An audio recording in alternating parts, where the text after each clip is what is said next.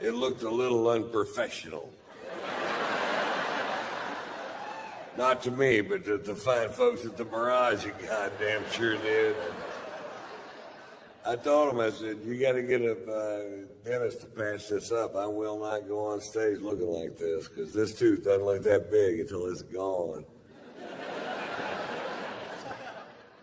They found an all-night dental school. This dentist is 14 years old. He hooks me up to the gas, and I don't feel anything. I'm like, dude, you need to turn this gas up. And he goes, there are regulations of the state of Nevada, stating which, Code 1, Section 4. Fuck. And I asked him, I said, where'd you go to college? He goes, Brigham Young. I'm like, fuck, dude, turn it up to Catholic. Never let a Mormon set your buzz level. Never. Don't do it. And I'll tell you why. They don't understand fucked up the way you and I do. They don't. They're guessing, and they're shitty guessers.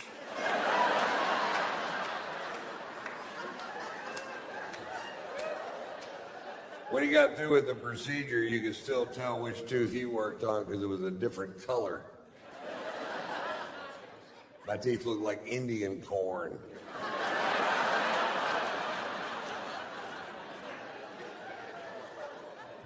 I had to go to my dentist who's pitching veneers for my teeth because he says I'm doing widescreen, high-definition television. Which is nobody's friend, man. Every actor I know in Hollywood would rather have low-definition, narrow-screen TVs so they look thin and fuzzy instead of clearly fat. I would like to see my dick on a widescreen TV. That way I can quit looking at it through my reading glasses.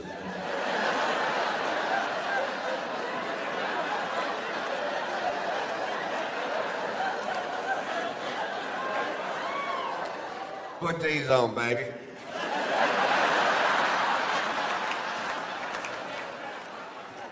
It looks bigger than it feels.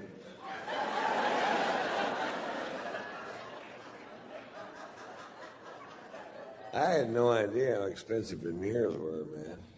They wanted to do 8 teeth on the top and 6 teeth on the bottom, and I was like, well, how much does that cost? He says $27,500. Fuck, how much is dental school?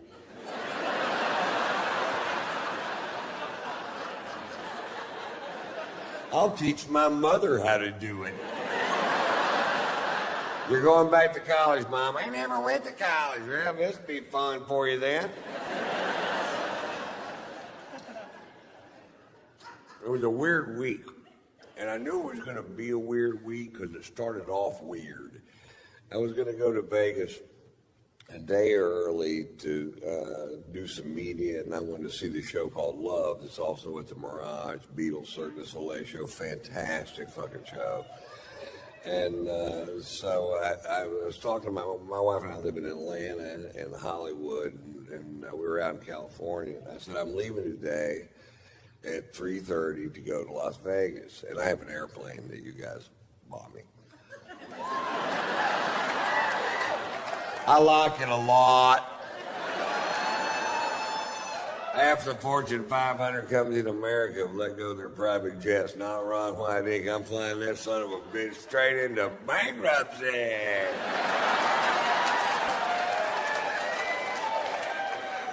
I guarantee you one day I'll be living in a double-wide trailer with shag carpet, and I'll have a jet with weeds growing through it.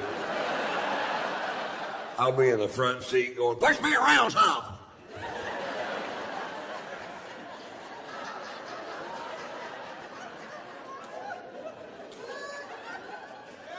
And I don't come from money. I come from the opposite of money. I come from no money.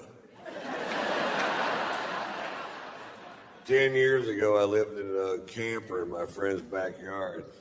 He didn't even know I was there.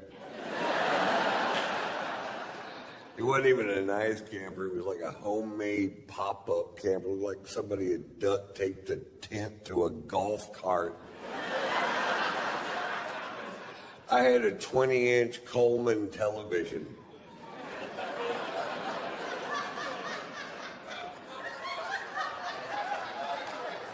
Had to pump it up during commercials. You couldn't watch porn on it because nobody's that coordinated.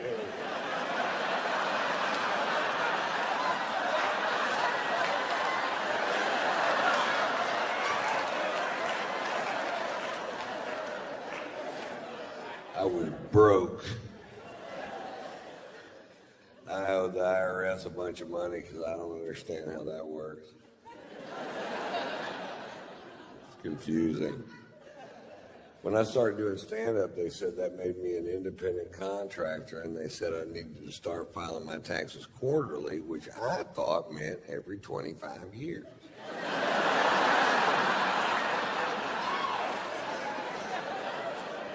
My brain won't wrap itself around shit that complicated, man. My brain does this. That's it. That's all it does. I have attention deficit disorder. I have learning disabilities. I don't have a high school diploma. I'm smart, but you can't prove it on paper. I do have a GED, and if you don't know what GED stands for, you probably got one too.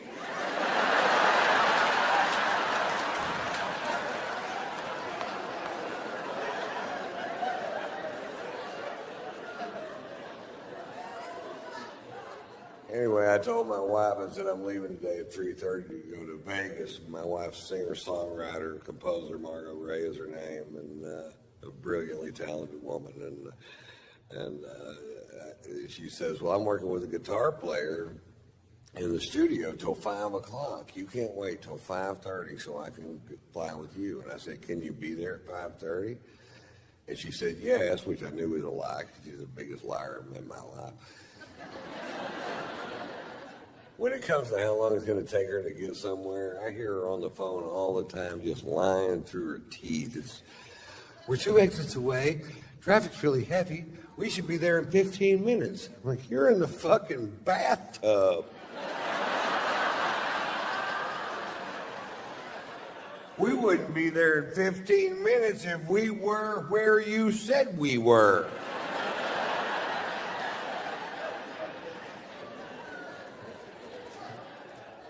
But I told her, I said, you get there at 5:30, you can fly with me. But let me tell you something, sugar tits. At 5:31, I am wheels up and I am fucking gone. I said that. Not very loud.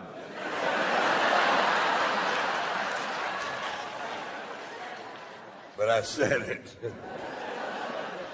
5:31 gets there. Is she there? No. Do I leave? No. 6:01 gets there. Is she there? No. Do I leave? No. Why? Because this dick won't suck itself. That's why. It won't. I've asked it to many, many times. In fact, the other day, I sat my dick down, I looked him straight in the eye, and I said, listen, I know I've drug you into some pretty muddy shit in the last 35 years. I need you to get past that, learn how to suck yourself so I can grow a spine and get on with my goddamn life.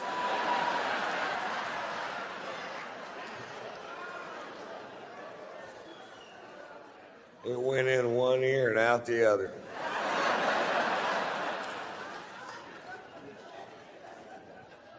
My dick has ears. It has an eye, and it has 2 ears, and a double chin. Mr. Potato Dick the cutest thing you ever saw. I got little outfits I put on them. One of them's a raincoat. Not a condom, a raincoat. A little yellow slicker with that hat. Looks like that fish and chips dude. It's the exact same size as the one on the box. That's just an interesting fact.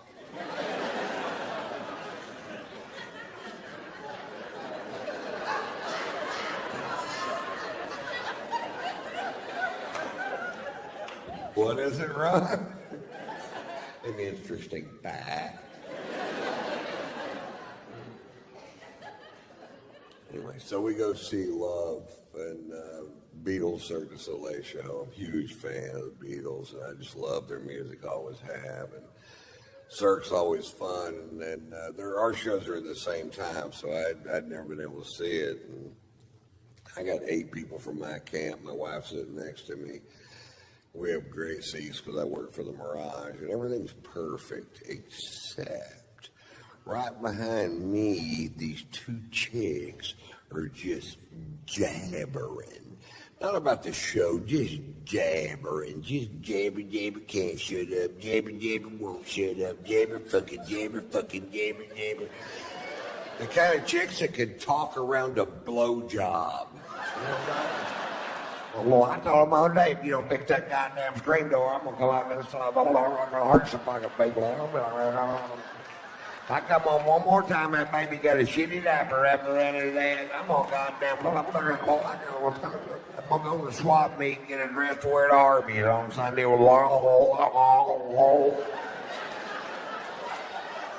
And I turned around and looked. I noticed her husband were with them. I figured they're at a gun show trying to find a way out of this fucking thing.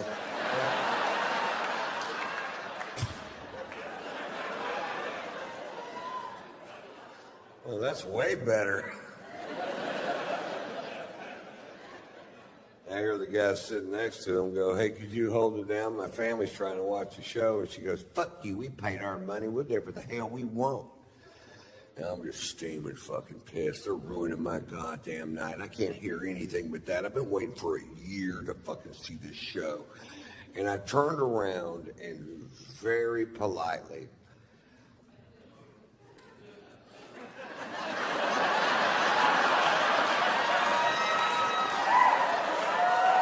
don't start with me. Very politely, I said, lady, talking during live theater, as far as social skills goes, is like shitting in the street.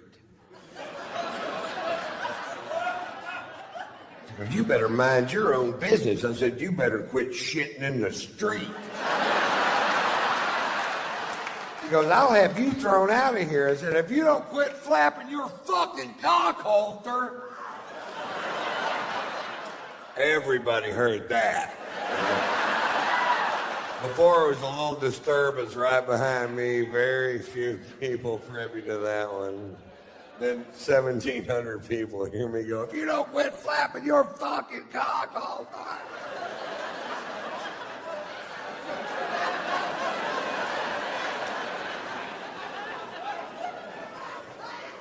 This is all at a show called Love, by the way.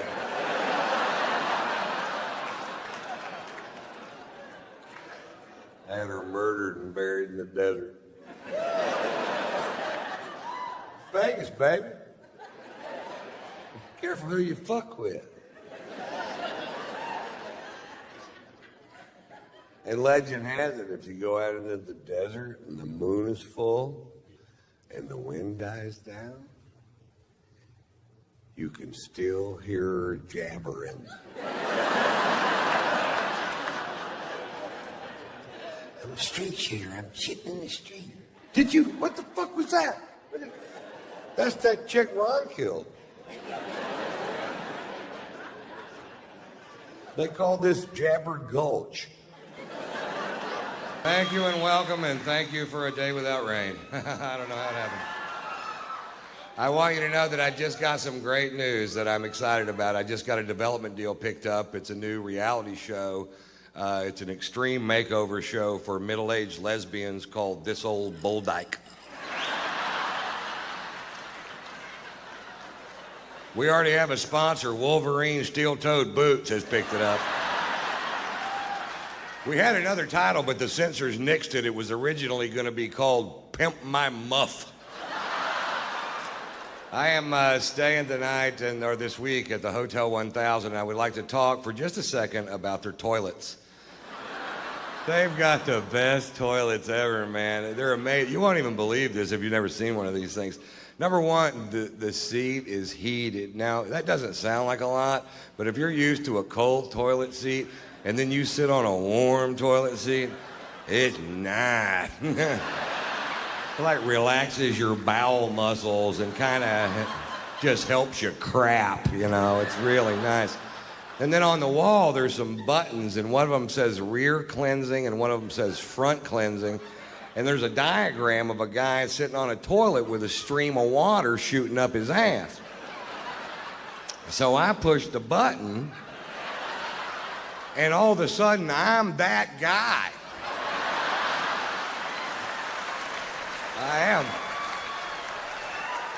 I am sitting on the toilet with a stream of water shooting up my ass, and it's amazing how accurate this thing is. I don't know if everybody's butthole's in the exact same place, but this thing has got me dead center. Then there's another button below that button, and it says oscillate, and I said, why not?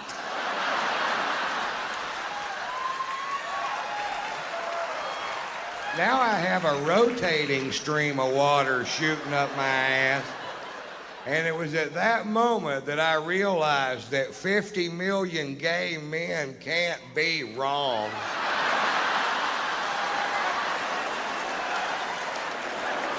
I'm singing songs to this toilet. I'm in love. I honestly love you.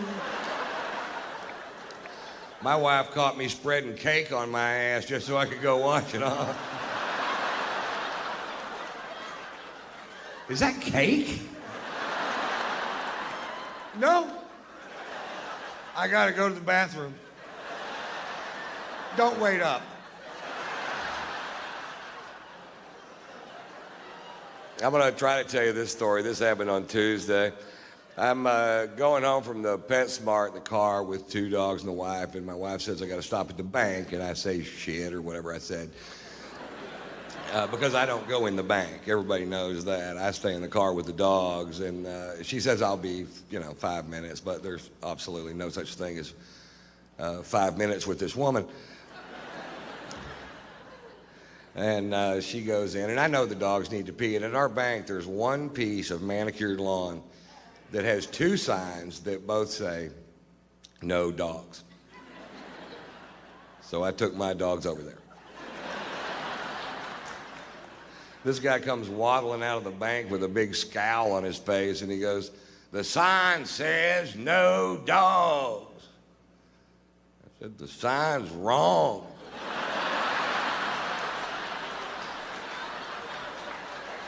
The sign should say two dogs.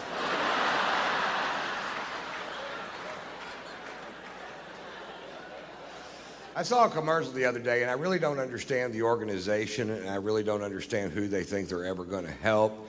And it was for a company called www.don'tshakeababy.com. Now, I'm not going to get up here and take a big pro-baby shaking stance, so you can go ahead and relax, Seattle. But I don't know who they're supposed to help, because if you're such an inbred meth head shithook that you would consider shaking a baby, the only thing that's going to help you is a beheading. No.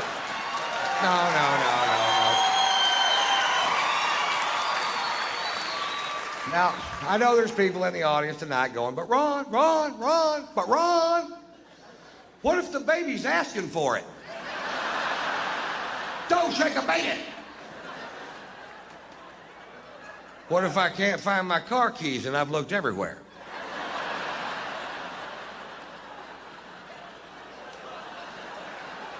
Yeah, even then. I went on to www.don'tshakeababy.com, and they have links to similar websites They have a link to www.don'tstickyourdickinaToaster.com, and they have a link to www.don'tshoveaferretinyourass.com. And there's a lot of reasons why you don't want a ferret in your ass, because they're not like gerbils. They've got fangs and claws and a lot of shit you don't need in your ass, man. I got a ferret in my ass right now. I was at the hotel on the toilet a while ago, and he popped his head out of my butt, started washing his face in that little oscillating stream of water.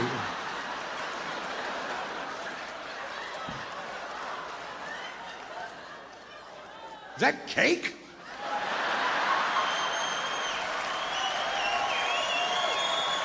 No! Certainly not cake. I got a little trouble. Did you guys hear anything about that? I'll tell you what happened. I had 2 sold-out shows in Fort Pierce, Florida, and we were going to land in Vero Beach, Florida, and I have an airplane that you guys bought me. Thank you. It's nice. It is really cool. And we land at Vero Beach, and when we land, I look out the window, and there's 3 cops standing there, and which is no big deal to me because cops love me, and so do firemen. And a lot of times I'll get a police escort from the airport to the venue, and this wasn't one of those times.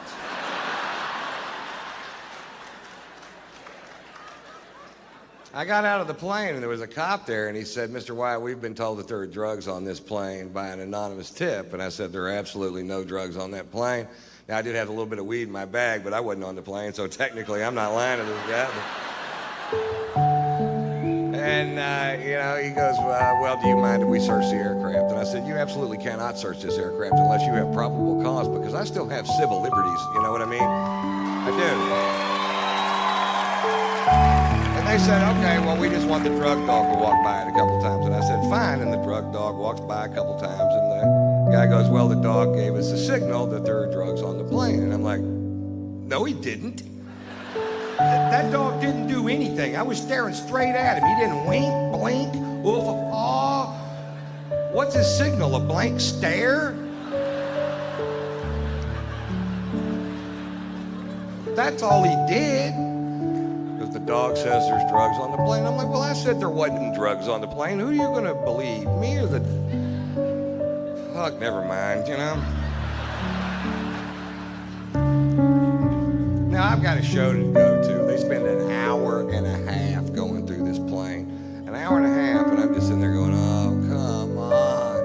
And they get finished. Of course, there is no drugs on the plane, and I knew there wasn't. And I assume now they're going to let me go, and I'll go do my show. And I was like, "Well, that's fine, whatever." And then they go, "Well, now the dog needs to sniff that bag on your shoulder." And I was like, "Ruh-roh."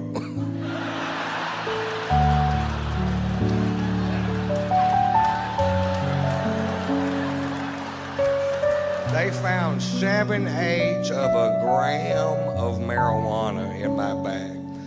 Now, when I have 7/8 of a gram of marijuana, I consider myself to be out of marijuana. That is no weed. And it's medical marijuana. It was prescribed to me by a doctor in California where I live. And I told the cop that. And he said, "Well, what did you tell a doctor to get a prescription for marijuana?" And I said, "Well, the doctor said, 'Do you have any symptoms that marijuana helps alleviate?' And I said, 'Well, I get bummed when I run out of weed.'" Marijuana cures that. They handcuffed me and put me in the back of a cop car and took me to jail. Now, I'm not whining about that. I broke the law. That's fine. But fuck, this is Florida. These cops drove by 3 meth labs and a dead hooker just to get there. They processed me through county jail. Now, for whatever reason, I had a bunch of cash on me. I'd been on the road for a while. And now they got to count it in front of me. And this guy comes over and he goes, "Hey, man, I'm going to have to count that money and you're going to have to watch." And I'm like, "Fuck, not you." This money's in banded $5,000 stacks. And he picks one of them up and he goes, "One Mississippi, two." He didn't really say Mississippi, but he fucking could have. To Mississippi. And I go, you can't do it that way. It'll take forever. Just take the band off and start counting. 1, 2, 3, 4, 5. When you get to 50, that's 5,000. And just start the next stack. And he goes, that's a good idea. That's what he said. So he counts the second stack and he goes, hey, buddy, wait a minute. There's only 42 in this one. I said, oh, that's okay. Just get 8 more out of this one. Put it in this one. Now you have 2 stacks of 50. That's $10,000. I'm teaching this motherfucker how to count. I was in jail for an hour and a half, and I don't know how word gets out so fast, but when I walk out of the jail, there's a big truckload of kids, and they have these signs that say, free tater.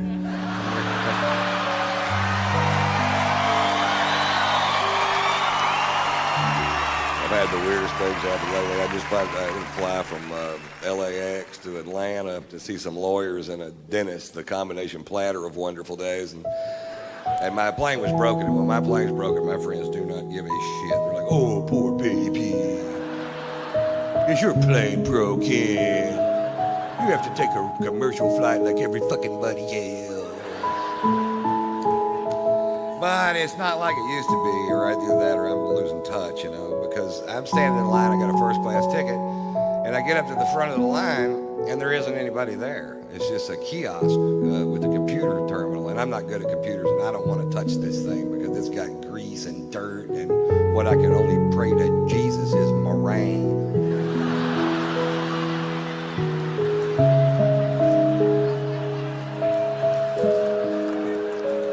But it works pretty good, you know. I swipe my card through there, and up pops a diagram of the aircraft, and it shows all the seats on the plane, and it shows which ones are occupied so you can choose your own seat, and that is almost a great idea. What would make that a great idea is if there was a photograph of the person sitting in that chair.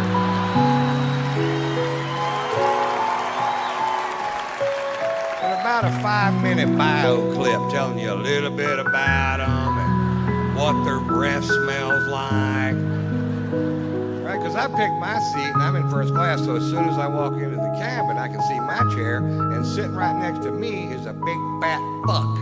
Now I know I'm heavy, but I'm not a big fat fuck. This guy was a big fat fuck, and part of him is in my chair. And I don't know if it's part of them I can sit on.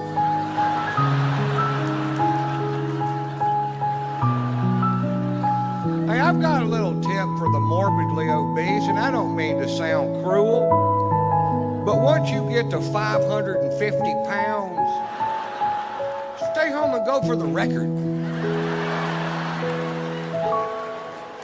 I'll sponsor you. Write tatersalad.com on your gut, and I'll send peaches over there. Peaches? Why wouldn't I send pizzas? I'll send peaches in a salad. But where would be the comedy, Mr. White? Oh, so you're all hung up about that, huh?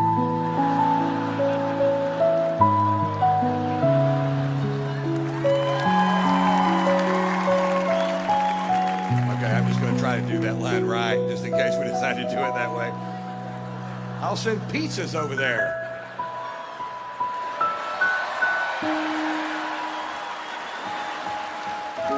Oh, that is funny. He said pizzas.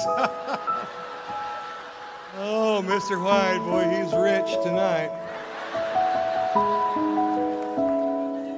I get to Atlanta and I check into the Ritz-Carlton Hotel, and the next morning I go to take a shower and there's no hot water. And I call the front desk and I tell the girl at the front desk, I said, there's no hot water. And the girl at the front desk said, sometimes there's no hot water.